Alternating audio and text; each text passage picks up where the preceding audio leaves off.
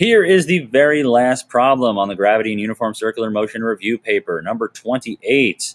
While driving your car on the planet Mars, why not? Let's just pretend it's happening. Marvin the Martian jumps out in front of you 60 meters ahead. Now, despite the constant attempts to destroy the Earth, everybody loves Marvin the Martian, and thus you attempt to stop your car by slamming on the brakes.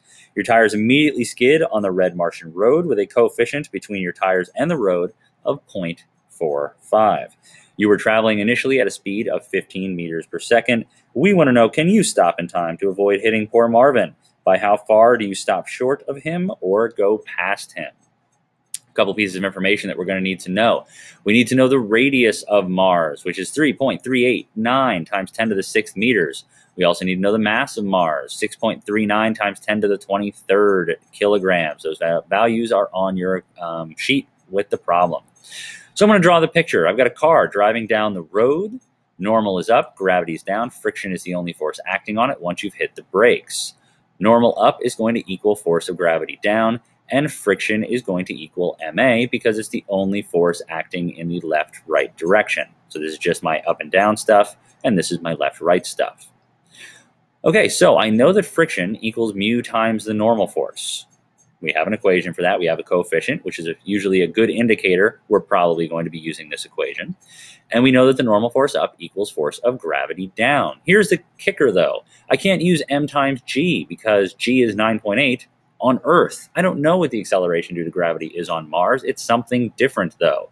So instead of plugging in mg, I'm going to plug in Newton's law of universal gravitation, which is big G, the mass of the car, the mass of Mars, over the radius of Mars squared, because it's the distances from their centers. The center of the planet is at the center of the planet, and the car is on the surface of the planet. So it's just the radius of the planet is the distance between them. And don't forget the mu is still there along for the ride. Well, what happens here is, well, friction is equal to ma. Well, what's the mass that we're talking about in ma? It's the mass of the car, not the mass of the planet. We would do forces problems. We never said a car is driving down the road. We didn't need the mass of the planet. We needed the mass of the car. So the mass of the car is what's over here on the left side times A. And on the right side, I still have the same thing I wrote above, the mu, big G, mass of the car, mass of Mars over the radius of Mars squared. Well, mass of the car is on both sides, and it cancels out. So that tells me that the acceleration of the car is going to equal the coefficient of friction times the big G, the mass of Mars, over the radius of Mars squared. I can plug in some numbers now. My mu is 0.45. It was given in the problem. Big G is always 6.67 times 10 to the negative 11th Newton meter squared per kilogram squared in space and even on the planet Mars. The mass of Mars was given at 6.39 times 10 to the 23rd kilograms, and the radius of Mars is 3.389 times 10 to the 6th meters. Don't forget to square it. Once you do that, you find out that your acceleration with that coefficient of friction between your tires and the road is 1.67 meters per second squared.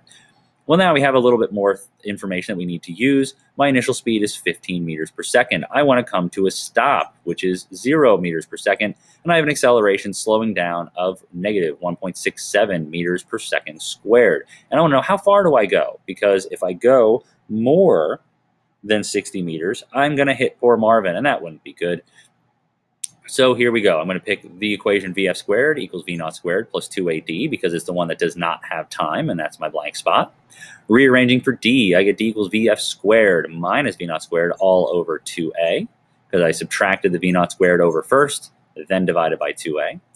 Plugging in my numbers, I get 0 squared minus 15 squared, all divided by 2 times negative 1.67, for a distance of 67.4 meters, meaning that I would hit poor Marvin. That's no good, but you would go past him by 7.4 meters, but thankfully Marvin has his ray gun, and he's going to vaporize you because he can, and it's a funny way to end the problem.